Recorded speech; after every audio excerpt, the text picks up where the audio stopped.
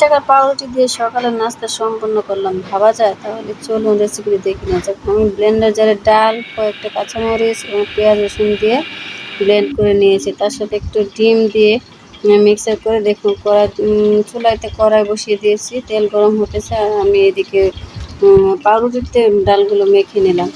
দেখুন এখন আমি একটি একটি করে ভেজে নেব। তো একটি কড়াইয়ের মাঝে দিয়ে দিলাম আর এভাবে আমি সবগুলো ভাজি করে সম্পন্ন করব। তো দেখুন আমি একটি দিয়ে দিয়েছি, ওই আরেকটাতে মাখিয়ে নিচ্ছি। এই যে দেখুন একটি একটি করে আমি ভেজে নেব। কড়াইতে যতটা রুটি ধরতেছে আমি একসাথে দিয়ে দিতেছি, কারণ না হলে সময়টা অনেক দীর্ঘ হয়ে যাবে। দেখুন যখন এক পাশে লাল হয়ে আসবে তখন রুটিগুলো উল্টিয়ে দিতে হবে। উল্টে দুই পাশে মচমচা করে ভেজে তারপর যাতে পুড়ে না যায় সেদিকে লক্ষ্য রাখতে হবে। ভাজা হয়ে গেলে আমি এক পাশে ভাজা হয়ে গেলে আরেক পাশে উল্টিয়ে দিচ্ছি।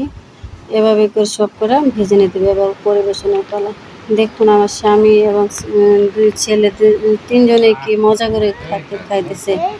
তো আপনারা চেষ্টা করবেন আমার ভিডিওটা যদি দেখে কিছু হলেও শিখতে পারেন, তাহলে লাইক কমেন্ট শেয়ার করে রেখে দেবেন, যাতে দরকার হলে আপনারা দেখে নিতে পারেন।